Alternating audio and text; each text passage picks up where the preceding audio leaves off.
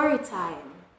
Hi, my name is Sashin Leng. I'm the author of the Curly Hair Club, Thrones Not Cells, and Thrones and Curls coloring book. Today I'm going to be sharing bits and pieces of the Curly Hair Club and Thrones Not Cells with you. The Curly Hair Club. Carly sat frustrated as her mother began the process of detangling her hair.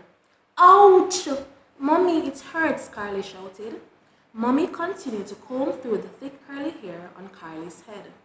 I wish I had straight hair, Carly mumbled.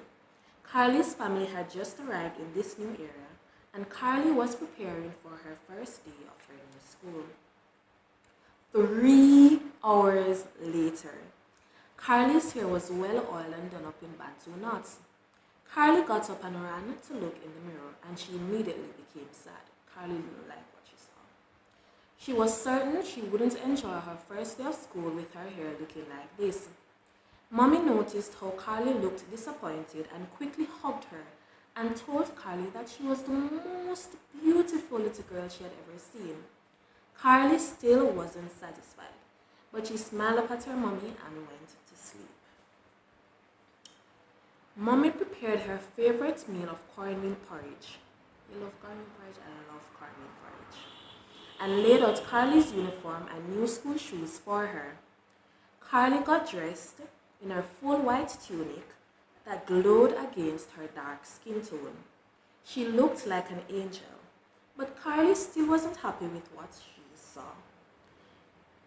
Mommy kissed Carly and quickly ran to get herself ready so she wouldn't be late for work. Carly slowly made her way to class and held her head down low. Her teacher approached her and introduced her to the class. Carly could hear some of the girls laughing at her while the boys pointed. The teacher, Mrs. Johnson, upon noticing what was taking place, told the class to be quiet. The confidence Carly got from her dream, had now left her.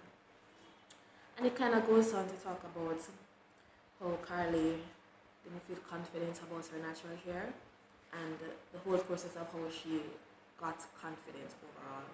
So you can get this book on Amazon and at Yui Mona Bookshop here in Jamaica. I'm going to read a little bit of Thrones Not Cells.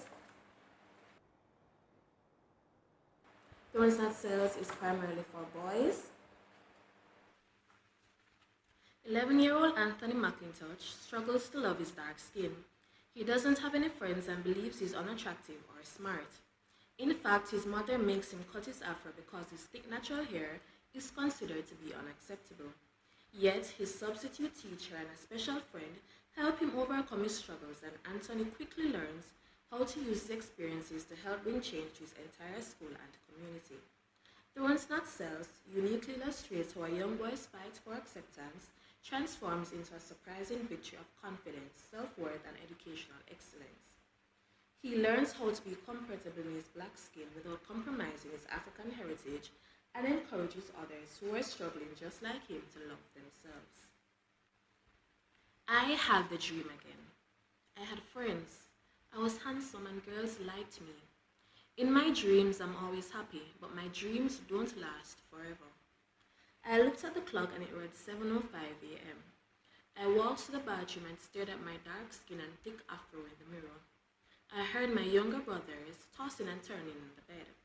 They had light skin and soft curly hair just like my mother. You look just like your father, she would always say. I've never seen him before, so I'm not sure how true that is, but I continue to get dressed for school. I took my seat at the back of the classroom like I always did every day. I would lift my head only when I heard the teacher's footsteps approaching the blackboard, and every week he would remind me to keep my hair cut low. If you don't cut your hair, you'll be expelled, he would threaten. But the man who stood in front of the class this time had dark skin like mine and thick hair that flowed down his back. I'm Mr. Smith, and I will be your substitute teacher, he said. I was the only dark-skinned boy in my class, not because everyone else was light-skinned, but because they all had lightened their skin. But I felt a slight feeling of joy knowing that someone who looked like me would be teaching me.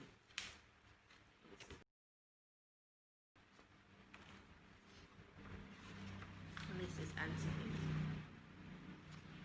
So it kind of goes on to show how Mr. Smith, a teacher, encouraged Anthony to love his natural hair, his thick afro, and his dark skin.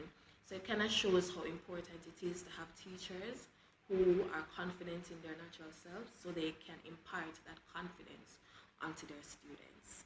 So you can get the Curly Hair Club and Thrones Not Cells on Amazon and at Uwimona Bookshop. Thank you for listening. Bye.